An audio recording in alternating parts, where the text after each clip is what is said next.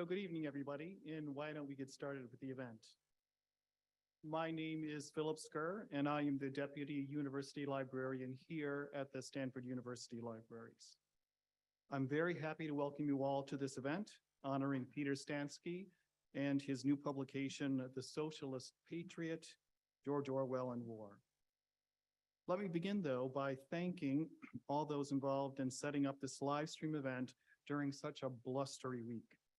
But to especially thank two library staff members, Lisa Sucre and Sonia Lee, who have done so much work to make this event possible. It is very much appreciated. So I know Peter first as a great friend of the library.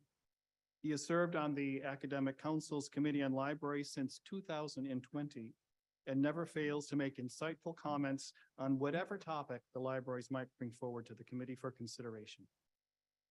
We are also proud to be the repository of Peter's papers, and not one, but two oral histories. The first one for the Stanford Historical Society in 2013, and the second for the Faculty Senate Oral History Project in 2017.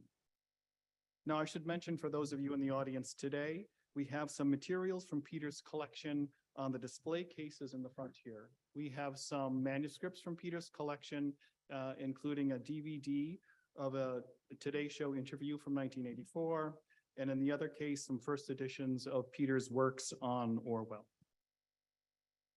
Of course, Peter is most well known as the Emeritus Francis and Charles Field Professor of History and has written on many subjects, from Gladstone to Julian Bell. But I have to admit, the earlier work that intrigues me most came from 1999 and has the title From William Morris to Sergeant Pepper, Studies in the Radical Domestic. Already at that time, you could see Peter tracing Orwell's interest in socialism in his chapter Utopia and Anti-Utopia, William Morris and George Orwell. In that chapter, Peter writes, "It seems certain that as long as the world is an imperfect place to live, we shall have utopians envisioning a world in a future in which all imperfections have been cleansed away. And it is equally certain that as long as the world is imperfect, we shall also have anti-utopians envisioning a world of the future in which the imperfections of the present have dramatically worsened and reached a kind of appalling fulfillment." You can probably guess which camp Orwell fell into. Turning to tonight's event, although I always have been a fan of Orwell, I was unfamiliar with his evolving thoughts on war and his impact on thinking of his time. Impact that Peter clearly demonstrates in his book through Orwell's writings, such as a column in the Tribune from 1945, in which Orwell coins the term Cold War. Strangely, my favorite quote from Orwell contained in The Socialist Patriot has nothing to do with war whatsoever. It comes from his 1946 essay, Why I Write. In that essay, Orwell states, "So long as I remain alive and well, I shall continue to feel strongly about prose style, to love the surface of the earth, and to take pleasure in solid objects and scraps of useless information." And for some reason, being fond of useless scraps of useless information warmed my librarian's heart. So now I'd like to turn the podium over to Priya Satya, Stanford's Raymond A. Spruance Professor of International History, and well known for her work on modern British and British Empire history through such works as Time's Monster and Empire of Guns.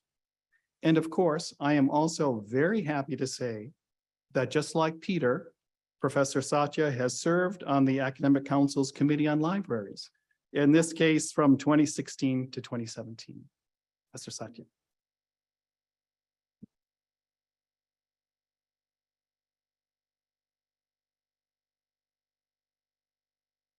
Thank you so much for that introduction. And this is a little high for me, sorry. Okay. Warm welcome to all of you. It's so nice to be able to gather together in this beautiful room for such a special occasion. This is an event jointly hosted by Stanford Libraries and the Stanford History Department. And within the Stanford History Department, it's hosted by the Anglo-California Foundation / Stansky Fund for British Studies. And this is our first event for this year. I think our first in-person event in a very long time. It's really wonderful to be back in business. I want to offer my warm thanks to Colin Hamill from the History Department for organizing our end of this. And again, a warm thanks to the staff at Stanford Libraries for all they've done for the arrangements today. So as some of you may know or have guessed, I am Professor Peter Stansky's successor in the History Department teaching British history. And I don't know if it's the spirit he left behind in the halls, but I actually have wound up working on Orwell as well, though not nearly as much, and I'm here to learn along with all of you. I've been doing some work on Orwell and Empire, his relationship to the British Empire, and I'm currently co-teaching a course with Professor Alex Wallach in the English department, who's out here, and many of our students are here, and we're teaching, the course is called Orwell in the World.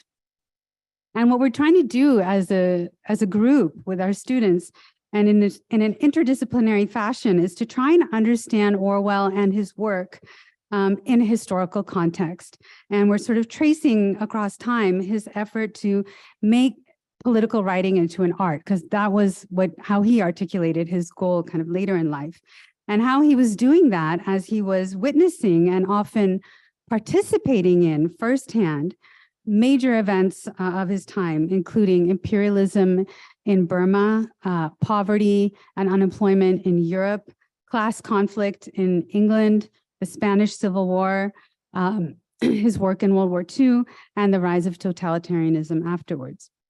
In our class, we're also tracing his experiments with literary forms. He's writing novels, he's writing novellas, essays, memoir, fables, manifestos, and the controversies he provoked and continues to provoke. And so welcome to our students who are here online and in person. And as I said, they are here, I'm here to learn along with you from our two speakers today who have engaged very deeply with Orwell's life and writings over a very long period. It's interesting to reflect that, Orwell died just a few months after publication of his last and best known novel, 1984. And it's now been 73 years since his death. And yet he remains still very helpful to think with and to think about in our own very uncertain and worrying time. In fact, we first taught our course, Orwell in the World, when the pandemic started and against the backdrop of the protests against the murder of George Floyd. And it was so helpful and so fascinating to revisit those works, very conscious of being in this pivotal historical moment. And it's hard to kind of forget Orwell and sort of not think with him, given the way he's so often invoked on all sides of political and cultural discussions, as I'm sure you've all seen in the last few years. So today we'll get, yet more perspective from two speakers who have thought deeply and worked, for a very long time on this figure. So our format for today is that we'll have two speakers and each will speak for 20 minutes. And then we'll have about 15 to 20 minutes of Q&A with all of you and with people who are attending online. And I'll help moderate that discussion. And after that, we'll have a chance to have books signed by both our speakers. The books are over there and the reception will sort of continue. I also want to offer a special welcome to those of you who are watching via telescreen. Very appropriate for an Orwell event. So I want to introduce our first speaker, who is Dr. John Rawdon, who's a historian and really leading authority on Orwell and Orwell's legacy. He's currently a visiting fellow at University of Texas, Austin. And his books include, this is a long list, Every Intellectual's Big Brother, The Cambridge Companion to George Orwell, The Unexamined Orwell, The Cambridge Introduction to George Orwell, and the Politics of Literary Reputation, The Making and Claiming of St. George Orwell. His most recent book, Becoming George Orwell, Life and Letters, Legend and Legacy, appeared in 2020. Dr. Rawdon has also taught at the University of Virginia, and today he's going to be speaking about the fascinating history of Orwell biography to give us some context for Professor Stansky's work on Orwell, as Professor Stansky and his co-author, William Abrams, were the first to publish a truly substantial biography, a biographical study of Orwell, at a time when it was very difficult to publish any biography of George Orwell. And so Dr. Rodden will give you that story. And our second speaker is, of course, the inspiring reason for our celebration, Peter Stansky, the Francis and Charles Field Professor of History Emeritus at Stanford University. Professor Stansky has been, as you already know, reflecting on Orwell for decades, and today's event celebrates the release of his new book with Stanford University Press, The Socialist Patriot, on Orwell's often paradoxical views on patriotism and socialism by examining the formative influences of his wartime experiences. But we are also commemorating the 50th anniversary last year of Professor Stansky's first book on Orwell, which was called The Unknown Orwell and was co-authored with Billy Abrams. Peter Stansky and William Abrams followed up that first book that came out in 1972 with sort of the next set of chapters of Orwell's biography in a 1979 book called Orwell, The Transformation. And those two volumes together covered Orwell's life from birth until 1937, so until the Spanish Civil War. And Professor Stansky went on to publish an edited volume on Orwell that was titled On 1984, and then more essays followed on Orwell in his later edited volumes like 20 Years On and From William Morris to Sergeant Pepper. But this work on Orwell has been just one aspect of Professor Stansky's long study of the primary themes of modern British cultural and political history. He has written over 24 books. It's truly, I counted, Peter, over 24 books on various topics of modern British history, including the Liberal Party, Gladstone, the Spanish Civil War, the Labour Party, William Morris, Leonard Woolf, and many other Bloomsbury figures and aspects of modern British history. And he has been a friend all this while, not only to the libraries, but to the history department and to British studies at Stanford. As I said, the formal title of our British Studies series of events is the Anglo-Californian Foundation Stansky Fund for British Studies.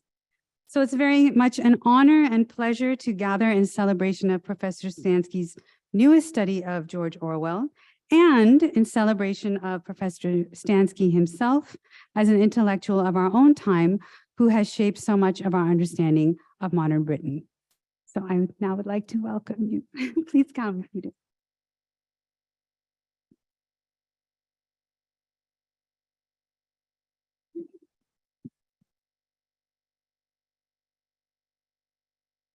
Ladies and gentlemen, a great privilege and pleasure to be with you tonight. I will say that I would engage in just a touch of historical revisionism, starting with the title of our program, because I'm going to propose tonight, on this one occasion, very special, that we retitle our program, Peter Stansky and George Orwell, Then and Now. And I take my liberties with the endorsement from The Nation on the back cover of the two-volume dual biography that Peter and Billy Abrams published in the 1970s.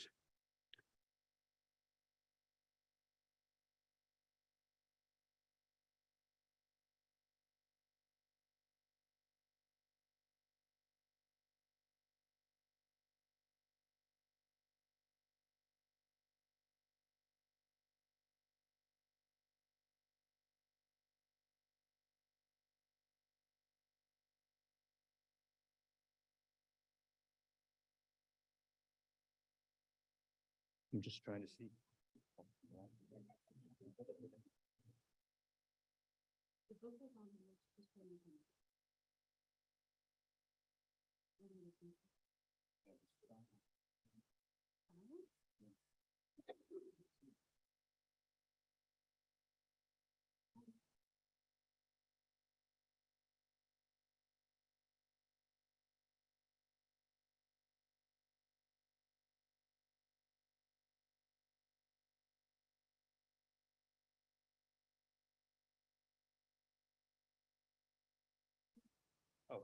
Sorry. Written with all the precision and clarity that equal and yet possibly surpass Orwell's own. Forgive me, that was probably so difficult to see because it is so rarely said. When you can exceed the quality of Orwell's prose, then at least on this special occasion, you can become the main title of our symposium tonight. So Peter Stansky and George Orwell, then and now.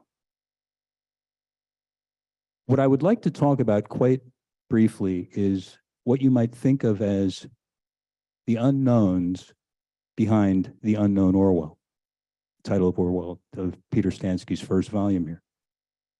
And these unknowns are truly fascinating. And I would also suggest that if Peter and his co-author, William Abrahams, had known these unknowns, and here we're into a kind of minefield of Rumsfeldian ruminations with the known knowns and the unknown knowns and the known unknowns and so on. But if this had all been known in advance, perhaps they wouldn't have had the temerity to take on what they did. It's a story, or rather a saga, that begins on January 18th, 1950, the date of George Orwell's last will and testament. On that date, just 3 days before he died, as it turned out, he listed in his will that he had 3 special requests: no funeral, no burial in a Christian churchyard, and no biography.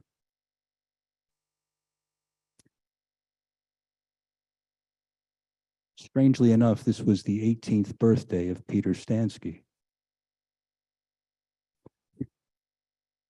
Now, immediately, Sonia Orwell, his widow, authorized a funeral and a burial in a Christian churchyard that was coordinated by 2 of Orwell's old friends, including Malcolm Muggeridge. However, for reasons that remain somewhat mysterious, she insisted that the 3rd request be honored: no biography.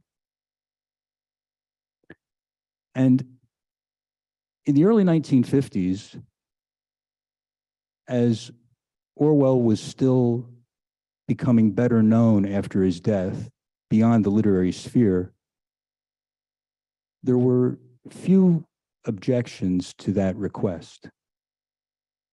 However, by the mid-50s, some of Orwell's friends, and certainly his publishers, began to believe that a biography was necessary, both in order to honor the life and legacy of Orwell, but also to quell the doubts about his political views. And this phase is what I would term the phase of Orwell's suitors. Because what had to happen was that you had to go hat in hand to Orwell's literary widow, Sonia Orwell, and request her permission to go ahead. So in the first case, there were 4 friends. Julian Simmons, in early 1954, approached her and was categorically turned down. He had been one of Orwell's oldest friends going back all the way to the early 1940s. Then came Tasko Feivel. And he was an even closer and older friend than Julian Simmons, going all the way back to the mid-30s. And his wife, Mary, had also been quite friendly with Eileen, though that didn't necessarily stand so well with Sonia. He too was turned down. Then, following those 2, there was a 3rd friend, Malcolm Muggeridge, and he was eventually approved. And another friend approached, and he was not considered seriously. However, most of those who were in the know were rather nonplussed and even puzzled by the selection of Malcolm Muggeridge, because he was not known as a biographer. He didn't have any special interest in biography. And it became clear that Malcolm Muggeridge was never going to write a biography, and that perhaps this had all been an effort at temporizing. It also emerged that at least it seemed, Kingsley Amis was one who reported this, that Malcolm Muggeridge and Sonia Orwell were conducting an affair in the mid-50s, and that may have been a factor. Also that Malcolm Muggeridge had been involved with the British Information Service, the British version of the CIA, and at the time the American CIA was sponsoring translations and distribution of Orwell's work throughout the world. So in this early phase, the friends of Orwell attempted to engage in obtaining Sonia's permission, and the one that did receive it never moved very far ahead on the biography at all. A second phase then opened up, because by 1959, when the affair seemed to have cooled and Sonia remarried, Orwell's publishers became even more eager to publish a biography. Secker and Warburg, that is Fred Warburg, who had been an old friend of Orwell's also, and actually a sergeant in the Home Guard during World War II, and William Jovanovich, who had been the junior partner in Harcourt Brace, now Harcourt Brace Jovanovich, by the 60s. So at this point, in 1959, the publishers took over and began to look around for a suitable biographer. And lo and behold, they sought out and seemed to have persuaded a biographer whom they thought was ideally suited, and indeed possibly at that time now the best biographer in the world, having just turned 40, and in September 1959 published a biography universally acclaimed on both sides of the Atlantic, namely Richard Ellman, James Joyce biographer, 1959. Having approached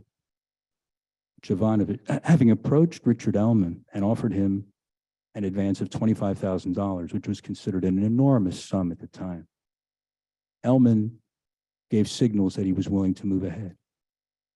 Meanwhile, both Jovanovich and Fred Warburg lobbied Sonia ceaselessly, pleading with her to approve Richard Ellman. Months went by as Sonia pondered this, and then finally, in a dramatic phone call that occurred, transatlantic phone call, Sonia questioned whether Ellman was really interested more in the money, whether he was really highly qualified. Remember now, not only had he published James Joyce, which won the National Book Award, but previous to that, a 2-volume biography of William Butler Yeats. He was certainly quite familiar with the Irish and British literary scene of the 20th century. In any case, Ellman pulled out, and it then emerged that Sonia had been seeking out and discussing the possibility of a biography and was ready to authorize it to Dwight MacDonald. And she went ahead and did that, and then informed her publishers, Jovanovich and Warburg, that she was going to move ahead with that. This time, however, it was Dwight MacDonald who temporized. Now, Dwight MacDonald had been Orwell's faithful correspondent, probably his closest American contact during the 1940s. Remember, Orwell never visited America. So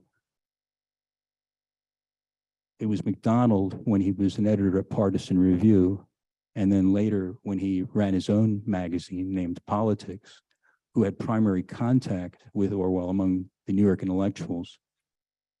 Orwell wrote several articles, not only wrote the London Letter for Partisan Review, and then wrote several articles for Dwight McDonald's own magazine, Politics, in the late 1940s.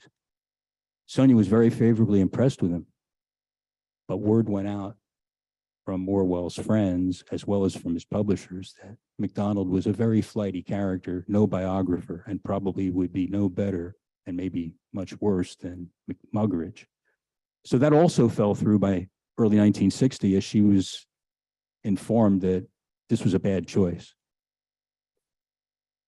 So we had the first phase of the friends, then the second phase of the publishers trying to desperately find someone. Now we went into a third phase in the 1960s of various other candidates stepping forward, but none of them got anywhere close to a yes. Some of them well-known figures, such as Richard Hoggart, who had published The Uses of Literacy in 1957 and became an important figure in the early years of the Rich New Left. Walter Allen, a broadcaster, as well as a novelist and critic. He had published already 6 novels and 4 or 5 biographies of modern figures, Arnold Bennett, Joyce Carey, so on. And actually met with Sonia, was favorably impressed that she was ready to go with him, but it went nowhere. So various candidates proposed themselves, but as it turned out, in the mid-60s, Sonia had become a kind of Penelope of Orwell biography. That is to say, she was constantly turning down these potential suitors, and then it emerged that she would be her own suitor. She came up with the idea and coordinated it with the Orwell Archive, Ian Angus, the head librarian of the Orwell Archive, that they would publish a 2,000-page, 4-volume collection of Orwell's essays, journals, and letters. And this is what known as CEJL, the collected essays, journals, and journalism and letters of George Orwell. And that, as she says in her introduction, it would serve as a stand-in for a biography. Now, no biography would be needed because we had just published Orwell's own autobiography from his uncollected work. Now, it was at this moment in the mid-1960s, as Sonia was planning this, and of course it was published in 1968, that Peter Stansky and William Abraham stepped into the fray. And this is what I'm speaking about as what I could regard as the Peter principle, that is, rising to a level of innocence, the audacity of innocence, whereby you have no idea what is really going on in these inner circles, but you just move ahead. And so Peter and William Abrahams had already published a book about the Spanish Civil War, 2 writers in the Spanish Civil War, the poets, John Cornford and who's the other one? Trillian Byrne, yeah. So the study that they had originally envisioned was going to be a study of these 2 poets, plus Stephen Spender, who demurred, and the man of letters, George Orwell, those 4. And Peter had already been investigating this in his Yale senior thesis. And this was something that William Abrahams said would be a good project. But they approached Sonia with the idea of seeking out some friends of Orwell that would be able to speak to this. And she gave her blessing at the time, thinking that this was just going to be a critical study. Of course, as I say, they eventually decided to limit it just to the 2 poets, Cornford and Julian Bell. So the surprise that Sonia felt once she saw the biography had to do with the fact that there was a great deal, this critical study, that there was a great deal of biography in the critical study. And she worried that maybe these 2 Americans are going to be writing a biography of George Orwell. That didn't sit so well with her. Not only because it violated Orwell's last will and testament, but far more that it was going to conflict with Sonia's own project, the 2,000-page collection of Orwell's uncollected work that she was publishing.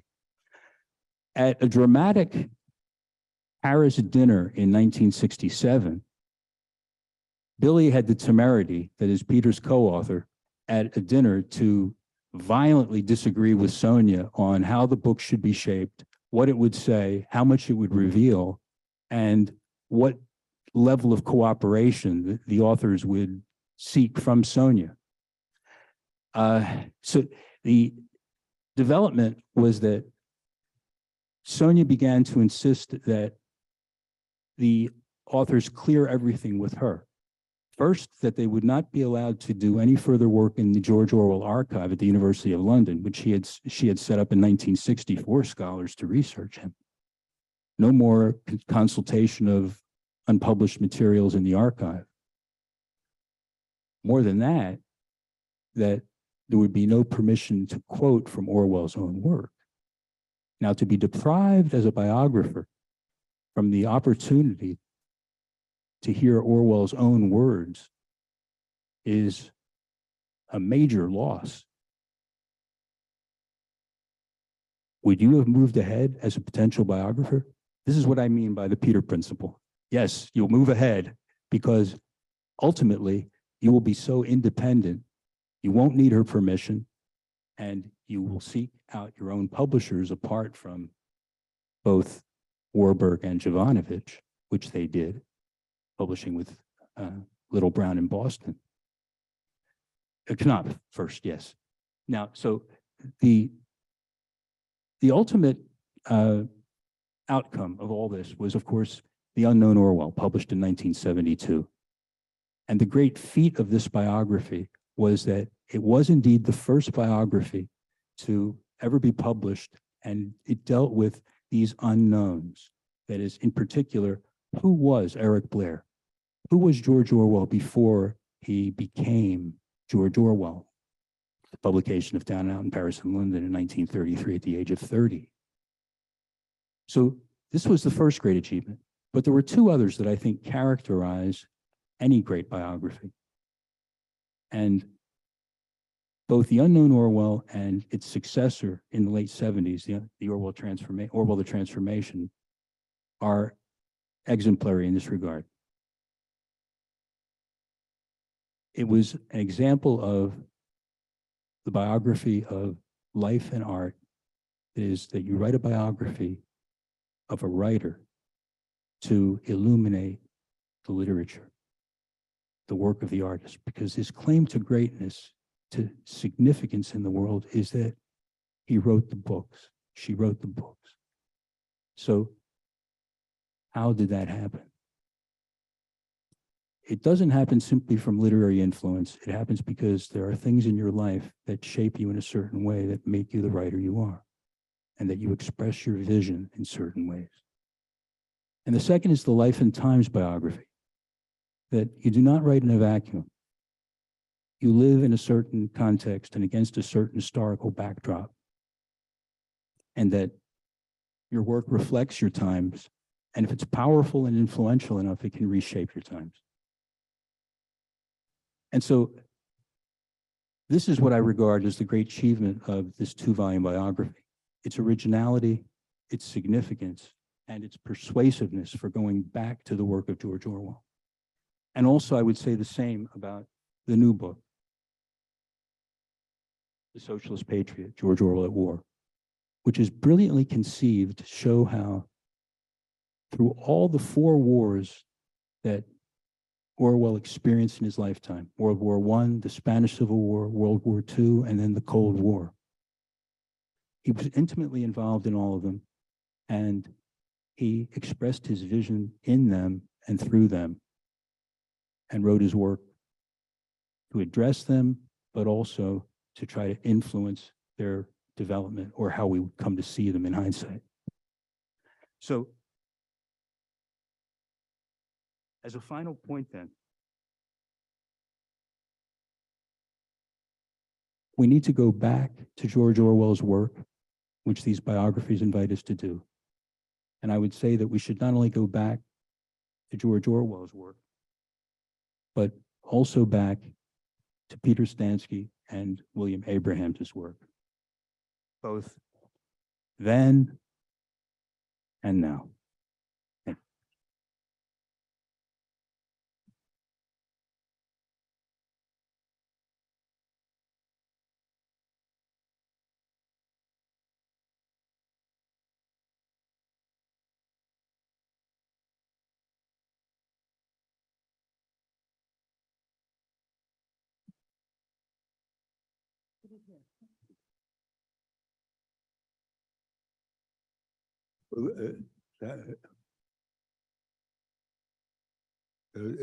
Am I here? Is it working? Well, thank you very, very much. I'm quite overcome by emotion and gratitude. Gratitude to John's talk. Gratitude towards Sonia and Phil and thanks. The other people and colleagues in the Gabrielle, colleagues in the library. Gratitude towards. Well, I'm not sure I'm so gratitude of the bright light, but that's all right. Gratitude to Priya and Colin, the events person in the history department, and my colleagues, my dear colleagues in the history department, for the past. Well, I came to Stanford in 1968. So before the Orwell books were published. So it's been a long time, and I couldn't have loved, of course, there are ups and downs as there are in everybody's life, but I couldn't have loved it more or been more pleased. I don't want to say too much about the book, the new book. It's a very short book. It fits into the series. I was afraid it was going to be too short a book to be published, but Stanford has this series called Stanford Briefs. And of course, I'm also grateful to the Stanford University Press, my editor, Margot Irvin, and her colleagues for bringing the book out and selecting, I think, a very handsome cover. And I thought the book might be too short to be published, but actually it fits into the brief of the Stanford Briefs. But as I say, it's a short and quick read, and I don't want to say so much that you'll say to yourself, oh, well, I have no particular need to read the book. In a way, as John has indicated, it's a sort of culmination of the many years. The book begins with a very short autobiographical preface, which I note that I read because it was a selection of the Book of the Month Club, which my parents were members. I read 1984 when it was published in the United States as a selection of the Book of the Month Club. You know, so many years ago. And in a way, well, it may sound a bit pretentious, but I like to think of the book as I hope it might get. My hope is that it might get to the essence of Orwell, because I think it emphasizes. And you know, and John, of course, has made magnificent contributions to this. The Orwell scholarship and the Orwell publications about Orwell are innumerable, and so you know, I don't claim that the points I'm trying to make haven't been made before, but I like to think that they've not been made in quite the same way. And my argument, which of course people can take issue with, is this combination of patriotism and socialism is extremely important.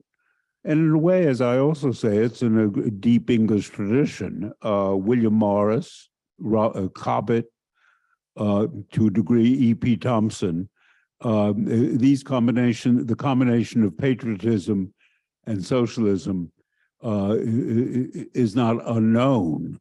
And it's also very important to, you know, as everybody, as I say, and others have said, Orwell differentiates between patriotism, which he says is love of one's country, and thinking that one's country is wonderful, but without any interest of making other countries likewise, while nationalism is thinking your country is wonderful and every other country should be the same. What's frequently forgotten, although Orwell was obviously deeply anti-communist, he always explicitly said he had no interest in of destroying the Russian state. He felt very strongly that communism should not spread, but he didn't say Russia must be destroyed. Even though in some senses the 1984 and Animal Farm were used as Cold War weapons. 1984 was probably the most important cultural weapon of the Cold War. But as John has said, the book deals with Orwell's, it's not a total biography by far, obviously. It deals with his involvement with the First World War, the Spanish Civil War, the Second World War, and the Cold War. The point I tried to make at the beginning of the book, which again hasn't been neglected, but I don't think is given sufficient weight, is I think it's forgotten how central, or Orwell was a member of the British, well, he was a poor member financially of the British establishment. He came from a profound, and again, I don't want to digress, which is my middle name too much. And again, it's a wonderful example how current interests shape what we're interested in. The money was gone by Orwell's generation. As he said, he's a member of the lower upper middle class, which means he's a member of the upper middle class without money. But the class position remained. His father was a civil servant. His grandfather was a vicar. His great-great-grandfather, and of course there's great contemporary interest in this, and we don't really know how aware Orwell, although Orwell was interested in family history, we don't really know how conscious of Orwell was of this and what it meant to him. The family money was from slavery. His great-great-grandfather was a slave owner and landowner in Jamaica, Charles Blair. And that's what gave the family its status, which in terms of money was diluted by when the time Orwell was born in 1903, but it wasn't diluted, in my view, in terms of status. Now, the two wars that I don't, much has been written about, including some by me, much has been written about Orwell and the Spanish Civil War, and much has been written about Orwell and the Cold War. What I hope is the contribution of the book is that not that much, in my view, although obviously they've been written about, Orwell and the First World War, and not only the first, he grew up at the very height, even though the empire was in trouble, he grew up at the very height, the Edwardian period. There's a famous line in John Osborne's Look Back at Anger. It must have rained sometime, but in Edwardian England was, at the very height. And then his education couldn't have been, although he went on a scholarship to his prep school, he went to a boarding prep school, St. Cyprian's, schools that were trained to both to teach you how to think and to write, but also how to rule the state and rule the empire. And then he went to the most famous English public school, Eton.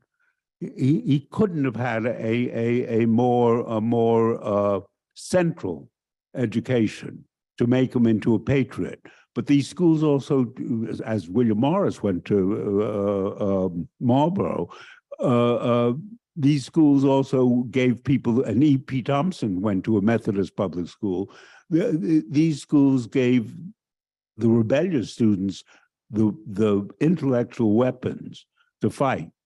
But Orwell's first two publications, which Billy Abrams and I discovered, based on a hint by Ian Angus, were these two intensely patriotic poems that he wrote during the First World War.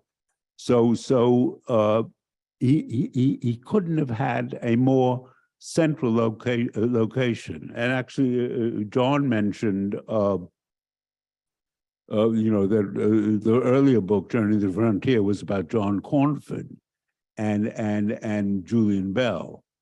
And Orwell, in an essay, wrote about John Cornford. I don't agree with Orwell's interpretation, but John Cornford's most famous poem was called The Last Mile to Huesca, about the Spanish Civil War. And Orwell says this poem could have been written by a public school boy at the time of the First World War. It has the same spirit of Newbold.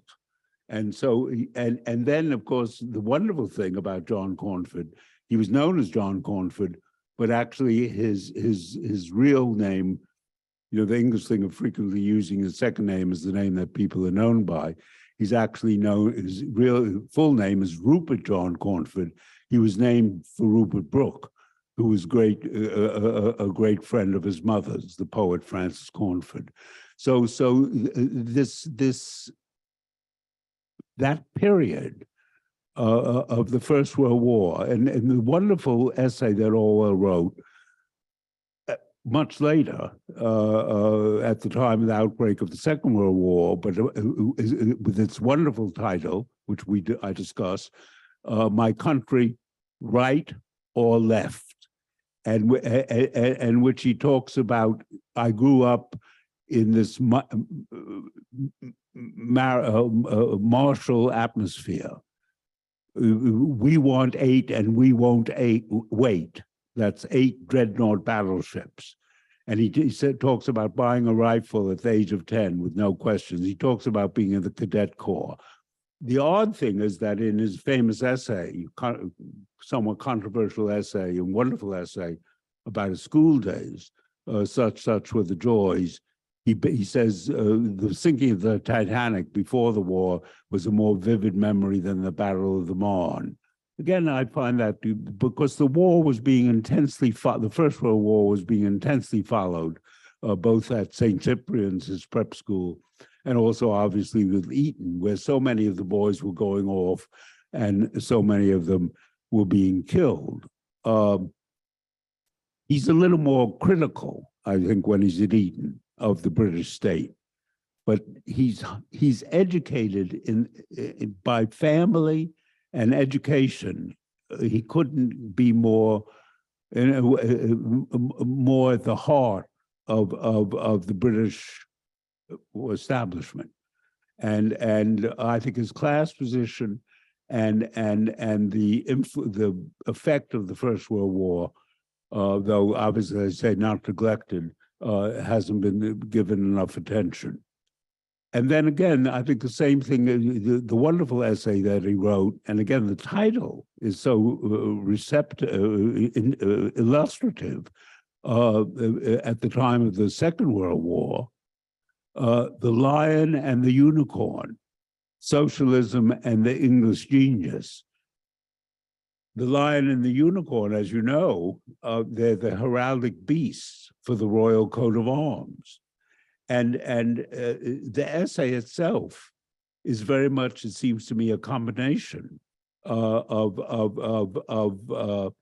Thomas Paine and Edmund Burke, because he talks so lovingly about traditional English values at the same time that he's arguing that, which didn't happen, of course, that Britain would have to become a thoroughly socialist society in order to win the war. Of course, the post-war welfare state was a typical sort of British compromise towards becoming semi-demi socialist. And Orwell was happy. He wanted a more socialist society than happened, but he certainly approved of what happened. And again, I don't think obviously it's not ignored, but I don't think that his experience. He wanted to serve in the military. He was turned down for physical reasons and age, perhaps, but he was very, as John has mentioned, he was very active in the Home Guard, and he wanted to apply the lessons that he'd learned in the Spanish Civil War because they anticipated that there might be fight. In the fall of 1940, there was a very real possibility that Britain would be invaded, and he anticipated that there might be fighting, and the experience of the Spanish in Britain itself, and the experience of the Spanish Civil War would be valuable. So I think to allow some time for questions, as I say, what I attempt to do in this short book is to provide an overview. And of course, I don't talk about a lot of things he wrote in it, obviously, but it argues this thesis that war was very important. The experience of war, fighting a war in the Spanish Civil War, obviously not fighting at the time of the Cold War, but fighting intellectually in the Cold War, and living through the First World War when he was extremely young, and born in 1903, and living through the Second World War. That all these war experiences were incredibly important in making him what I regard making him a socialist patriot. Thank you very much. I guess we should stay up here. I don't know how. Priya will moderate. So John, I don't know if you want to come up.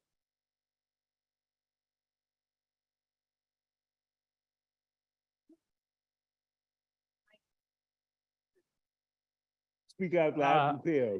Okay, you're presenting a dichotomous Orwell. A divided Orwell? No. Two selves, maybe. Well, I'll give you an example. About which you've written. In Farewell to Catalonia, you cite Lionel Strilling's calling him a virtuous man as brilliant but misguided. But in the most recent edition of Farewell to Catalonia, it talks about in the preface about him would want to go back to Spain. So my question is, in light of today's circumstances, would you think Orwell would ever, or an enlightened Orwell would ever reconsider his position toward socialism given Russia's current behavior? No.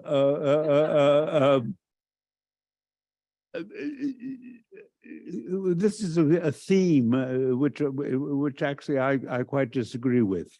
There's a tendency. What would Orwell think today? And at the time of 1984, this was very present, and it's very much the right tends to use this and say Orwell would be, he would have supported Vietnam, et cetera, et cetera. Norman Podhoretz in 1984 was a leading proponent of that, and Christopher Hitchens was his opponent on it. And then amusingly, and John, of course, was involved in the conference, which is the poster for, at the centenary of Orwell's birth in 1903, Christopher Hitchens had moved to the right, and he was more on the Orwell. Orwell would have been more on the right if he lived today. What I feel is that Orwell is magnificent in helping you think about the present, that he provides insights that lets you, and of course, we need to be, well, how can I put this? Trump has been absolutely fabulous for Orwell. his sales, Orwell with the alternate facts, et cetera, Orwell's sales went off, 1984 went off the map. And nowadays, I think we're interested in 1984, the power were being taken over by computers, and Orwell sort of predicted that we're being surveyed, spied on and so forth. Earlier 1984 was more important as a Cold War document. I think these other reasons are now a great reason for its popularity. So I think it's tremendously good to use Orwell to provide insights, but somehow others can do it. Obviously, I can't stop them. I'm uncomfortable. What would Orwell say today? Because I feel that the subtext is I want to find things in Orwell to support my position. And I don't think that's a service to Orwell, although it's good for sales, perhaps. One tiny point. There is a slogan, WWGOD. What would George Orwell do? And that is often part of this, if Orwell were alive today, history of conjecture. Every generation since his death has been asking, what would Orwell say during the 1950s if he had been alive? What would he say about McCarthyism? What would he say about the counterculture? What would he say about the Vietnam War? What would he have said about Watergate? What would he have said about nuclear missiles being put in Germany in the 1980s? What would he say? What would he say? What would he say? All the way up to the present.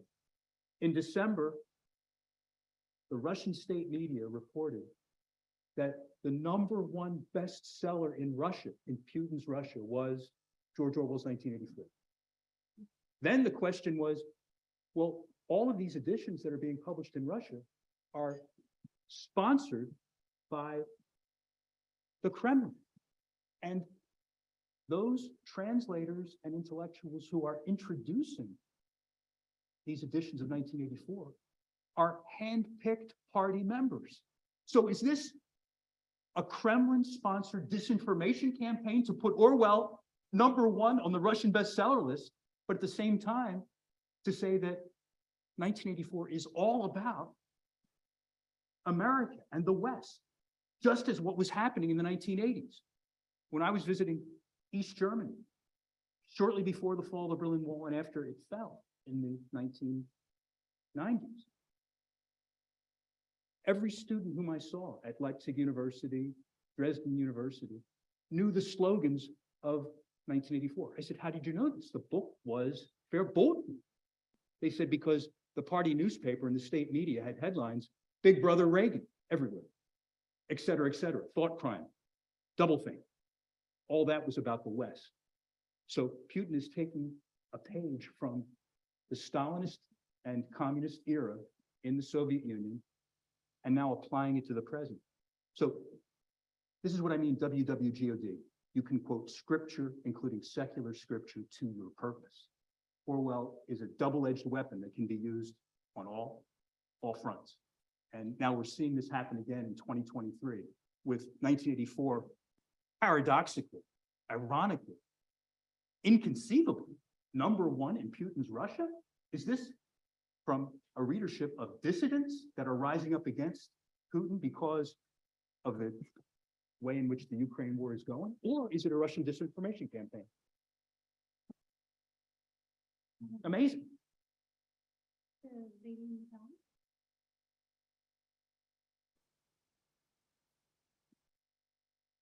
So, John Rodden, you mentioned that no biography is written in a vacuum, but are shaped by the context of when they were written. And today, seeing as there's like a rise of illiberalism in the world, as well as also a rise in sympathetic feeling towards socialism, especially among the younger generation in the United States. I was wondering how you think the political climate shaped the writing of The Socialist Patriot. And yeah, thank you so much. I should consult this. What's today's political? No, How the 21st century, how your experience today has shaped your new critical study.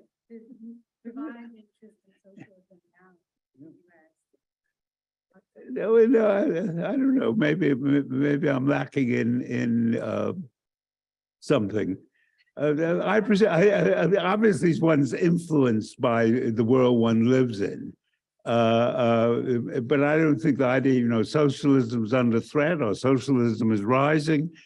I don't, in some subconscious way, obviously we're driven by our contemporary concerns.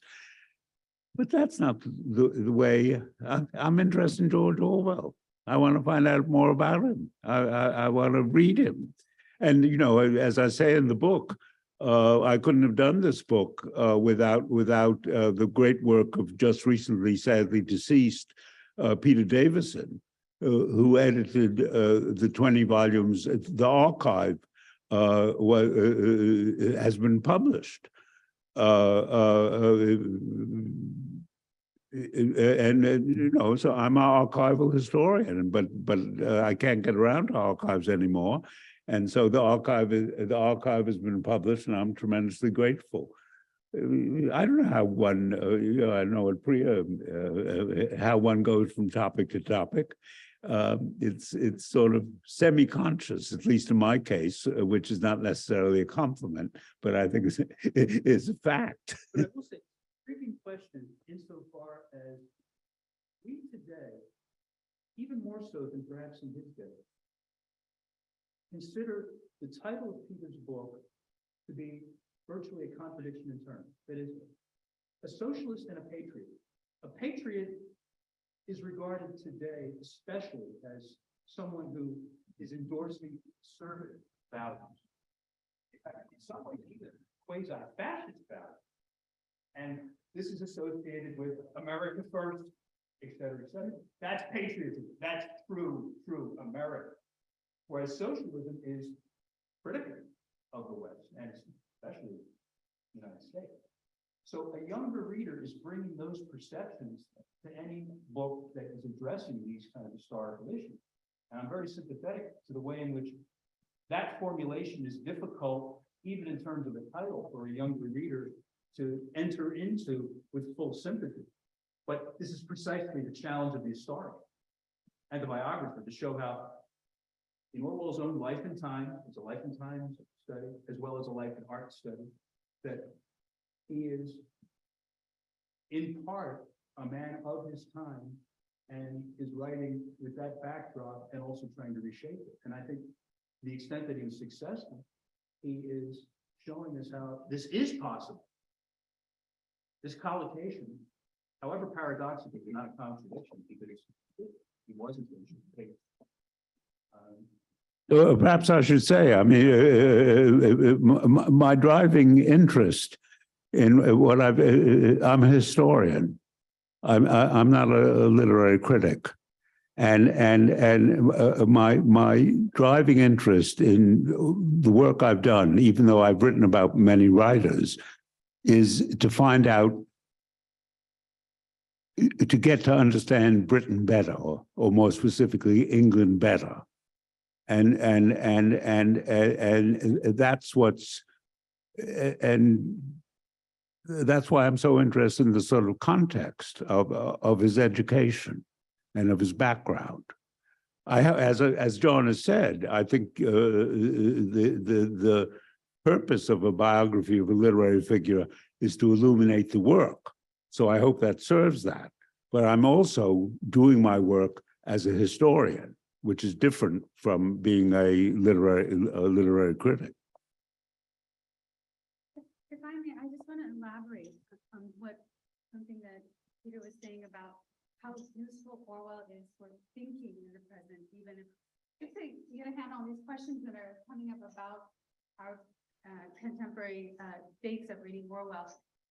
Orwell himself, it's hard to say what would Orwell say, because his ideas were always evolving, right? If you just look at his ideas about empire, they take a certain form when he's writing Burmese Days, and they've shifted a little bit more by the time he's writing some of his, like Lion and the Unicorn. He has very different ideas. And then they shift again after Indian independence. His ideas about Gandhi shift over time. what's consistent about him is the values that he brings, right? The criteria he uses to figure out what do I think should happen next, and what direction should my own contribution take insofar as I have any agency.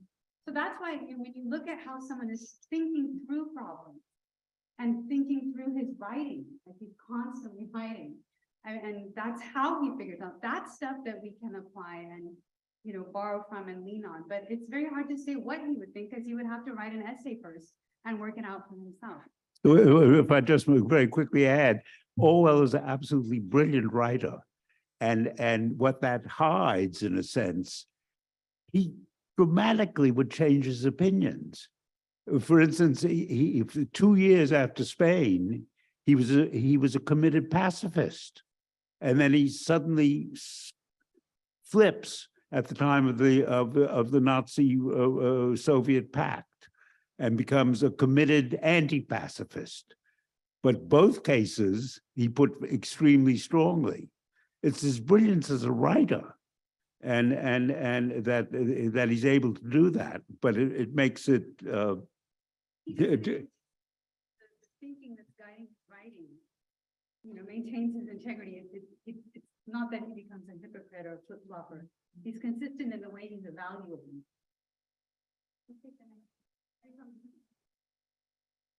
You've discussed the political and social context. Can you speak about his views regarding coercion and control on a personal level? He seems similar to Shakespeare in being able to focus on multiple levels of power. Multiple levels of color? Power. Power? I don't know whether we're John.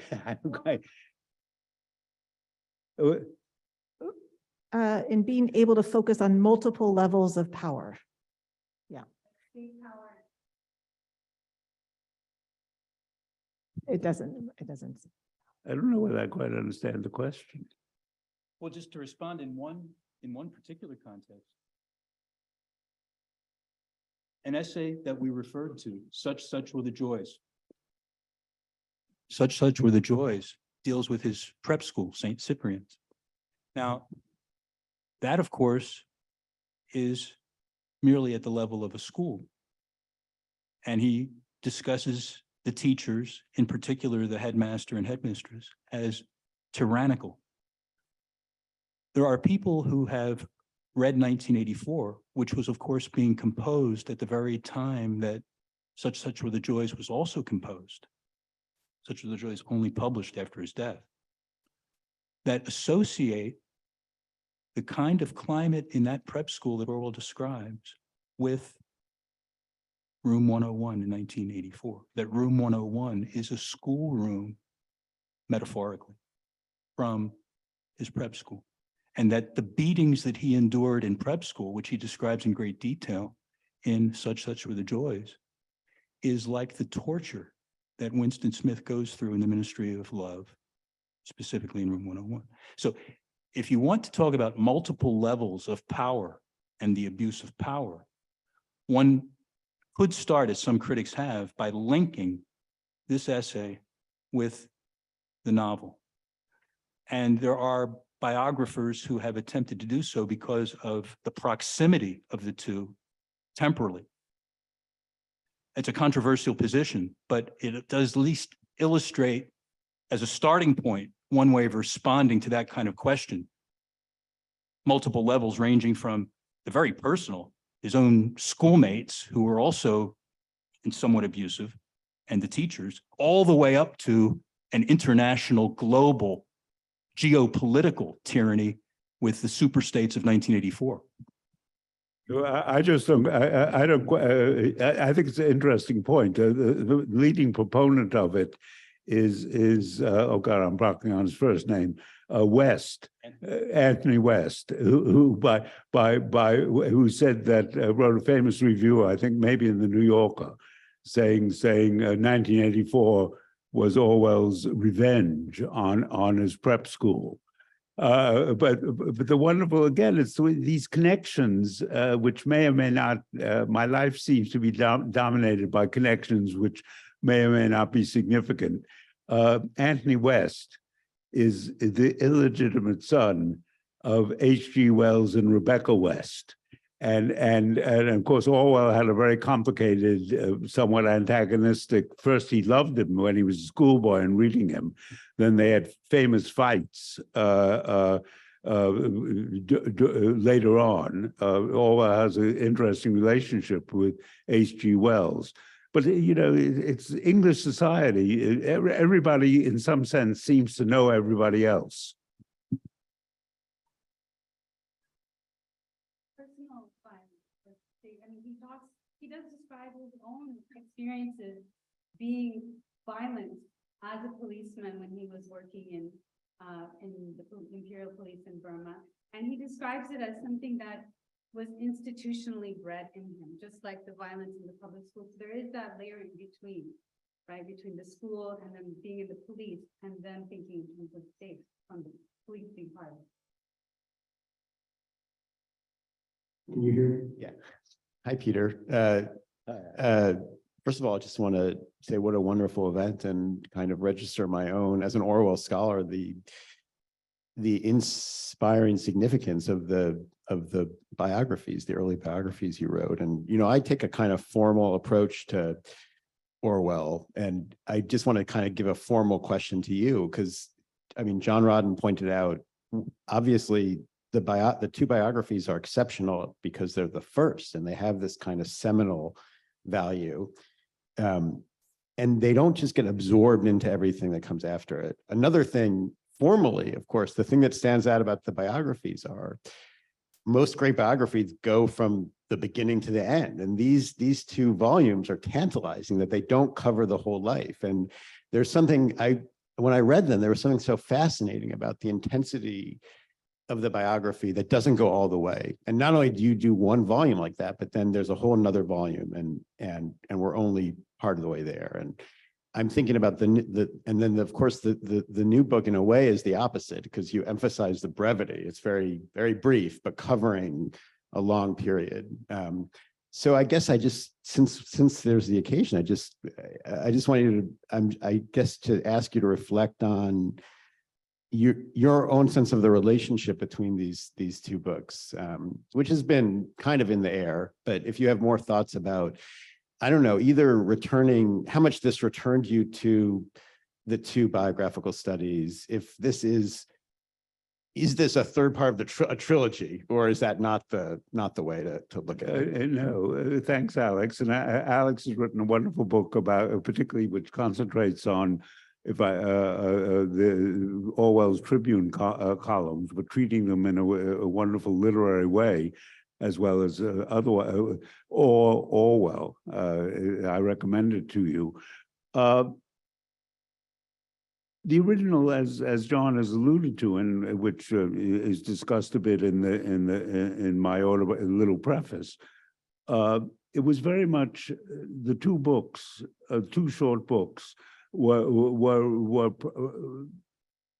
part of the original conception of four people who had participated in, Spender was excluded ultimately, but three people who had participated in the Spanish Civil War. And in a way, that's where our interests stopped. And, you know, we had, and it wasn't going to be, it never was intended to be a total biography. And we hope that Sonia, of course, if we had Sonia's cooperation, we had done, the archive when we used it was very useful with fugitive material that had been gathered from periodicals and such. At that point, it had very little manuscript material, but there was valuable manuscript material at the New York Public Library, the Ransom Center at Texas, and some other places.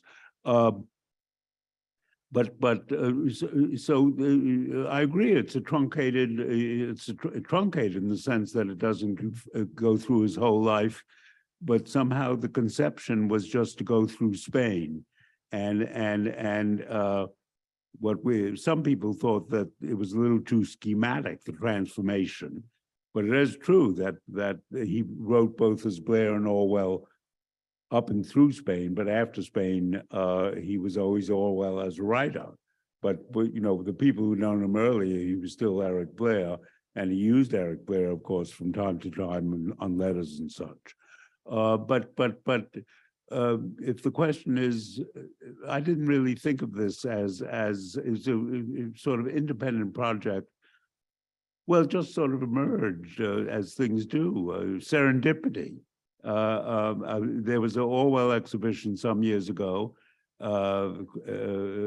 Chris Angel, who's here, went to it, and he was working on a wonderful film about Orwell. I was asked to give a talk in connection with this exhibition at the University of New Mexico. And I said, oh, what will I talk about? Oh, well, I'll talk about Orwell and war. And so I gave a lecture about that. And then I said, oh, well, maybe I'll expand this into a short book. So maybe for better or worse, I don't have a deliberate game plan. It's as things happen. And which is the one, Priya and I and our colleagues and other faculty people at Stanford, you know, obviously life isn't perfect, but we're in, you know, and we have to do certain things to have careers, but it's one, I can't think of any, there may be other things, but I can't think of any other profession offhand in which you get, maybe not as much as we should, but you know, we get a satisfactory income, and we're so in control of what within limits. I mean, we have to conform to the profession to a degree, but I can't imagine where I've been allowed over the last, these many years to pursue things that interest me, and to be self-driven, although obviously doing certain things in order to try and have a decent career, but to write what I want to write. And so I don't have a game plan. I just follow my interests and hope that somebody else might be interested as well. Yeah, well, that lady there.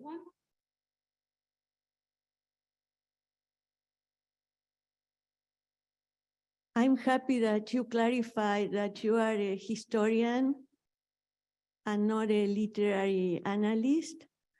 I think in the case of Orwell, he's the epitome of trust the writing and not what the writer says about what he wrote. I first read 1984 as a school child, and later on, as more of an adult, I read other Orwell stuff, and I was appalled by his comments and his unsympathetic views of Jews, of homosexuals, and I could never overcome that. I'm sure about Indians and about his personal history. And I think in Orwell's case, we actually have to focus in his writing, but it's good that we have historians that can keep us informed of what his background was, family background and historical background. I wouldn't care to think what Orwell would have thought about the war in Ukraine, because who cares? Because he flip-flops so much. So trust his writing, not what he thought. Yeah, well, and again, this is another point that he was a member of, and one thing that's always fascinated me about Britain, or England in particular, Orwell had the easy, well, I don't know if casual is the word, homophobia, misogynist, anti-Semitic feelings that are very prevalent in England. But it's paradoxical. There's a terrible remark that David Cannadine made in a review, which I don't agree with, but he was criticizing various books about British Jewish history, saying there was too much interest in it. And he said, after all, the country club is not the concentration camp, which of course is true. And but how deep these lamentable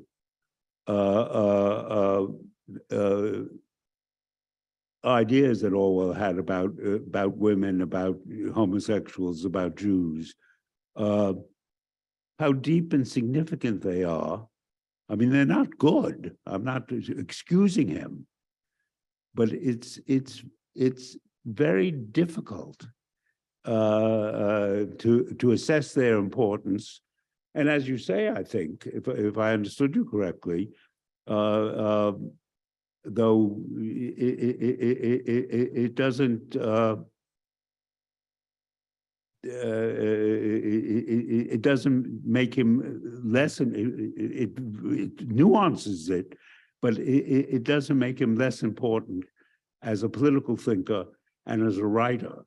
And also, I mean, what we try to argue in our book, contrary to, because I take issue with the Lionel Trilling view. He was a man, the conversation with a graduate student, who in fact was Stephen Marcus, that he cites in his introduction. He was a man of virtue. I don't know whether I would, and of course, John has written his wonderful first book about Orwell's literary reputation, The Making of St. George. But I don't think, he's a writer. And, you know, it's upsetting, perhaps, how many of our writers, Eliot, Yeats, Dostoevsky, perhaps, others, how many of our we don't agree with many of our writers, the writers we revere their political views, and in fact, politically, at least personally, you know, I very much agree with Orwell's political views and his brilliant writing, literary ability. Which is sort of what, you know, I'm trying to argue in the book, to support socialism. But it's perplexing. I mean, the book I wrote about the Sassoons, I tried to assess British anti-Semitism. It's very hard. Again, I mustn't digress too much, but the British are wonderful legalists. I mean, Jews could not sit in the Houses of Parliament. Disraeli couldn't have been prime minister, but his father had him baptized when he was 13 rather than having a bat mitzvah. But there's a wonderful sort of British legalism.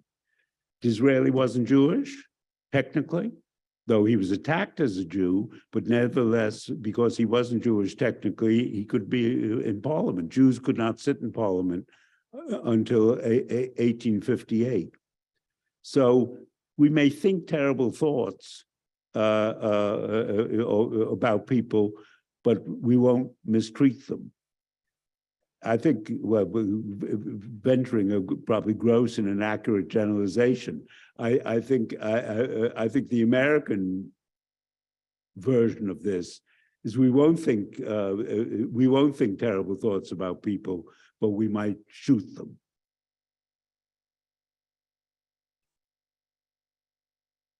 I really appreciate your comment and question. One thing that helps me is that what's fascinating about Orwell as a writer, and why I think he's useful to think about writing and what the power of writing is that he's very self-aware of these prejudices he has. And one thing, there's a wonderful part in The Road to Wigan Pier where he's just taking out his prejudices and looking at them and saying, this is my inheritance as a member of the lower upper middle class. And it's going to take more than a generation for me to shake this. I'm not going to pretend that I'm suddenly going to be free of prejudice. And he has that famous line, the working classes smell and all that, you know, like he's examining his prejudices in this very like soul-bearing way in that book. And he's doing it through writing. And he never, there's limits to how far he gets. And you see the recurrence of those views of people of color and, you know, Black people and Indian people, you know, and he's friends with these people too. And he has a whole essay on anti-Semitism in England where he's defending Britain for being less anti-Semitic than, say, Germany. So he's always working through these things and he's very aware, but he's still sort of, he's also aware that he has his limits as someone who was formed in a certain way by certain institutions. So I think what we can take from that is that writing is a very powerful place and, you know, skill through which we can all kind of do that kind of work. It's political work that is necessary for everyone. None of us are free from prejudices that are institutionally embedded, right? It's hard to avoid them. It's the air we breathe.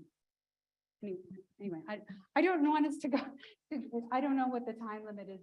Should we stop or we're out of time? Can I just say thank you so much to Peter Thank Stansky you. and John Rod and to all of you and to everybody on Zoom. Thank you.